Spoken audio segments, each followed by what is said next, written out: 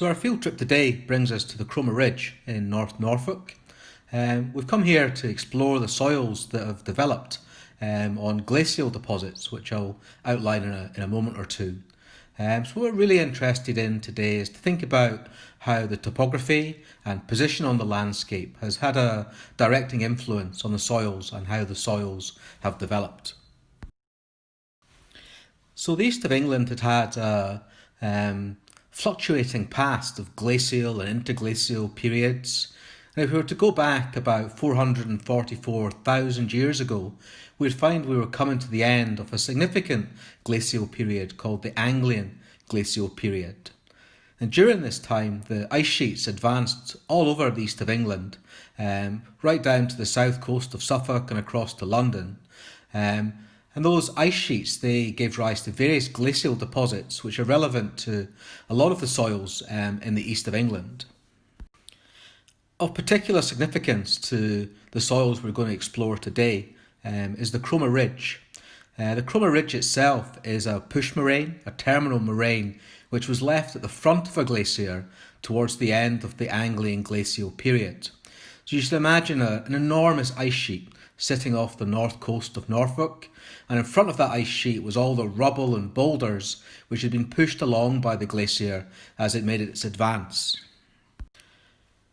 So of course, as we leave the glacial period, we enter an interglacial, which is warmer, and at this time the massive ice sheets are melting, and all those sands and gravels and boulders and rubble at the front of the glacier are basically having water flushed through them, really quite enormous volumes of water. It's a very high energy environment as the glaciers melt, and that sand and gravel material is basically being washed from the terminal moraine to the south, and it's covering the land surface in deposits of sands and gravels which have been carried along by these high energy streams and rivers. So this interglacial period was called the Hoxnean, and it was followed subsequently by another glacial period, an interglacial period, and another glacial period, the last one being called the Devensian. And it's really this last glacial period which is of relevance to our soil development story. So during this most recent glacial period, the Devensian, the south of England was connected with continental Europe with a land bridge. And you should imagine in your heads a really cold tundra environment with lots of wind and the opportunity for particles to be blown along. And of particular relevance to the northeast corner of Norfolk, where the Cromer Ridge is situated, are wind-blown deposits of loess or silt. And this adds another layer of interest to our soil development story. So basically, by virtue of different glacial epochs and materials that are associated with them, we have an underlying lithology of outwashed sands and gravels, which are then overlain with a much more recent wind-blown deposit of loess, silty material, very, very different in texture to the underlying sands and gravels. And it's from here, from these two cornerstones, if you like, that different soils have developed in different places. And these soils reflect where the outcrop on the topographic landscape of the Cromer Ridge. So to summarise the key drivers in the contrasting nature of the soils of the Cromer Ridge, we encounter situations where this wind-blown silt deposit has been removed to leave soils which have developed entirely on sand and gravel material. And in contrast to those, we then have soils where this wind-blown deposit is still present. And this gives rise to soils which are very silty, very loamy in their texture by virtue of that wind-blown loess deposit.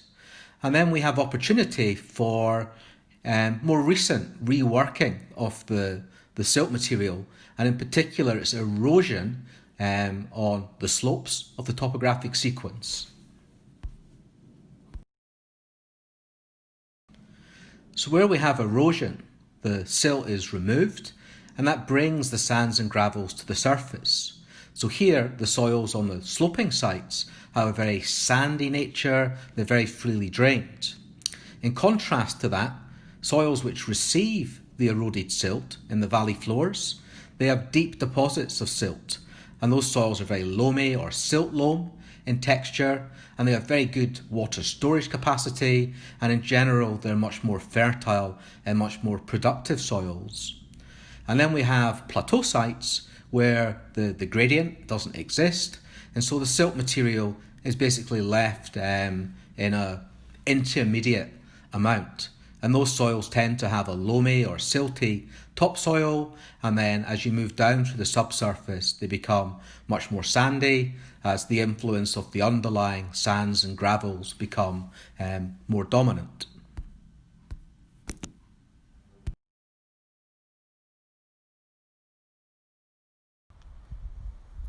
So here we are on the plateau tops. We've taken an auger boring. So this is the Hall series. So we have a soil here which has an AP horizon from 0 to about 40 centimetres. Below that AP horizon we then have a B horizon running from about 40 down to almost a metre, 90 centimetres to a metre, and then finally below that we then have a change in lithology. So we move into the sands and gravels, so probably what I would classify as a 2B/C horizon.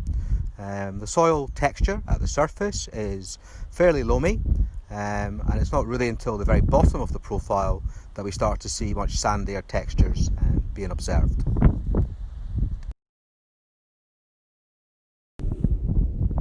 So we've moved down slope now. We're on a steeply sloping site.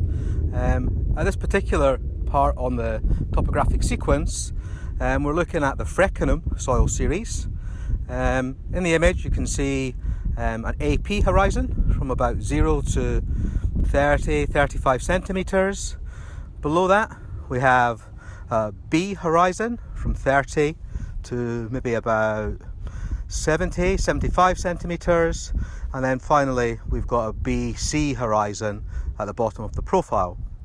In contrast to the first profile on the plateau tops, this profile has a sandier texture, which is evident from the A horizon through the B and then into the BC horizon, which is very sandy, similar to the very bottom of the Hall profile which we saw on the plateau tops.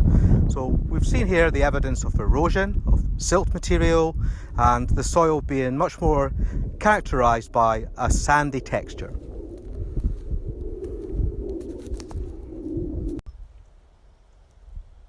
So we're now down in the valley floor. This is where the eroded silt material has basically accumulated over centuries, millennia. And here we have soils which are much more silty, much more loamy or silt loam in texture.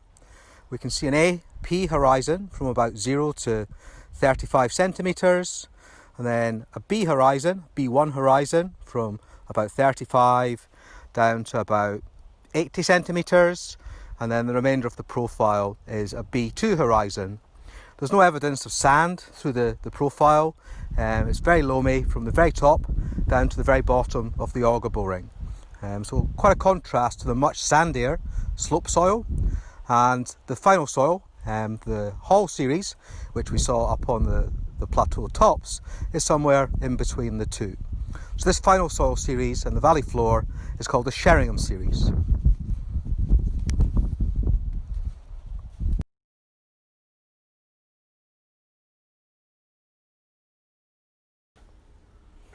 So we arrive now at Telegraph Hill, which is on the very edge of the Cromer Ridge. And here we've found a very different sort of soil to what we'll find at other places later on in the trip.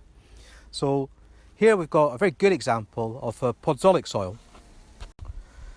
So as we look at the profile, we can see there's basically a very dark black horizon at the top of the profile, perhaps from 0 down to about maybe 35 centimetres. And then we've got a very bleached, very light coloured horizon from 40 to about 60 centimetres. And then the soil colour becomes dark again with a very black horizon from 60 to 70 centimetres.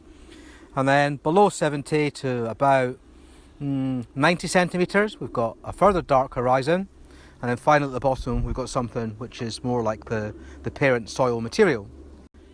So in terms of naming the horizons, at the very top, the dark horizon would be a enriched in organic matter A horizon, so an AH horizon.